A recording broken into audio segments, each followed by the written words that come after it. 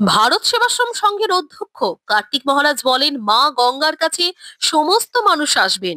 এখানে রাজনৈতিক কোনো ব্যাপার নেই। এখানে রাজনৈতিক মানুষ আসবেন, এখানে ধর্মনীতির মানুষ আসবেন। সমস্ত মানুষের সমাহারই ভারতবর্ষে রয়েছে। বাংলাদেশের অবস্থা নিয়ে আমরা খুবই চিন্তিত। আশা করি পরে চিন্ময় প্রভুর মুক্তি হবে। আমরা ভারত সরকার থেকে আরম্ভ করে ইউনাইটেড নেশনে জানানো হয়েছে, তারা খুব তাড়াতাড়ি ব্যবস্থা নেবে। আমাদের চিরন্তন এই বাংলাদেশের ধর্মে বিশ্বাসী যারা, তাদের ধর্ম অনুসারে আচরণ করবেন। ধর্ম অনুসারে তাদের কাপীদের হত্যা করার কথা বলা হয়েছে। সুতরাং আজকে বাংলাদেশে হিন্দুদের উপরে যে ঘটনা ঘটছে সেটা ভবিতব্য। আমরা সনাতনপন্থী হিন্দুরা এতদিন জানতাম না। এটা আমাদের মাননীয় ফিরহাদ হাকিম, হুমায়ুন কবির, সিদ্দিকুল্লাহ চোখ খুলে দিয়েছেন বলে জানান। এবং এইখানে পৌরসভার চেয়ারম্যানও রয়েছে। ভালো, গঙ্গা মা গঙ্গার কাছে সমস্ত মানুষ আসবেন। তীর্থ জাগরে ধীরে এই ভারতের মহামানবের সাগর তীরে, হেথায় দাঁড়ায় দুবাহু বাড়ায় নমে নরদেবতার কথা বলছেন। উদার ছন্দে পরমানন্দে বন্দনা করি তারে, ধ্যান গম্ভীর এই যে ভূধর নদী জপমালা ধৃত প্রান্ত, হেথায় হ্যাড়ো পবিত্র ধরিত্রীরে এই ভারতের মহামানবের সাগর তীরে। এটাই হচ্ছে ভারতবর্ষ। এখানে রাজনীতির কোনো ব্যাপার নয়। এখানে রাজনীতির মানুষ আসবেন, এখানে ধর্মনীতির মানুষ আসবেন। সমস্ত মানুষের সমাহার এই ভারতবর্ষে হয়েছে। বাংলাদেশের যে অবস্থা, চিন্ময় মহাপ্রভুর বাংলাদেশের অবস্থা নিয়ে আমরা ভীষণ চিন্তিত। আশা করি আগামীতেই তার মুক্তি হবে।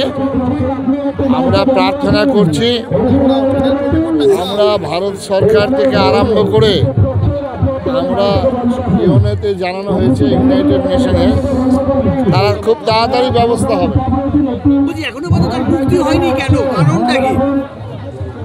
বাংলাদেশের আদৌ কি মুক্তি পাবে চিন্ময়? বাংলাদেশ যে ধর্মনীতিতে বিশ্বাসী, আরবের যে রাজনীতি যে উদ্ভূত হয়েছিল, তাদের ধর্মগ্রন্থ অনুসারী যারা, তারা হচ্ছেন বিশ্বাসী অবিশ্বাসী রূপে পৃথিবীকে দুটো ভাগে ভাগ করেছেন। এটাই ভারতবর্ষের মানুষের মূর্খামি, তারা বোঝেনি। মূর্তি ভাঙ্গা যাদের রক্তে, এখন কেন আমাদের চিরন্তন এই ধর্মে বিশ্বাসী যারা, তারা এই কথা বলবেন। তাদের ধর্ম অনুসারে তারা আচরণ করবেন। ধর্ম অনুসারে তারা কাফেরদেরকে হত্যা করবার কথাও বলা হয়েছে। সুতরাং আজকে বাংলাদেশে যে ঘটনা ঘটছে সনাতনী হিন্দুদের উপরে, সেটা ভবিতব্য। ভারতবর্ষে কি সনাতনীরা বিপন্ন? নিঃসন্দেহে বিপন্ন। আজকে আমাদের পুজো, এই দেখলেন কিছুদিন আগেই সরস্বতী পুজো হবে। একটা দেবীর অধিষ্ঠাত্রী, বিদ্যার অধিষ্ঠাত্রী দেবী, সেই পুজো বন্ধ করে দিচ্ছে। সুতরাং এটা তো এটা আমরা এতদিন বুঝিনি। আমরা সনাতনপন্থী হিন্দুরা এতদিন এটা জানতো না।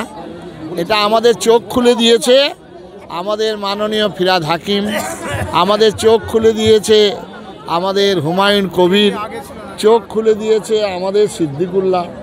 এরপরেও যদি কেউ চোখ বন্ধ করে থাকে, তাহলে তার ভবিতব্য বুঝে না। কীভাবে চোখ খুলে দিয়েছে?